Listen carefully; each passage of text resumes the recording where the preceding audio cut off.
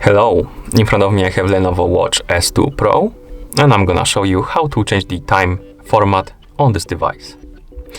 To change the time format on this device, your watch needs to be paired with a phone via the Lenovo Smart Watch S2 application. Once the devices are paired, you can open the application, tap on Personal Center, select your Watch S2 Pro from the list of devices, scroll down, and here you have the time format option, and you can change it by tapping on one of the options. You have 12 hours and 24 hours. And once you're done, simply close the app. As you can see, now we have 24 hours, and if we go back, change it to 12, it's gonna change to 12 hours, like this. And that's how you change the time format on this device. Thank you for watching.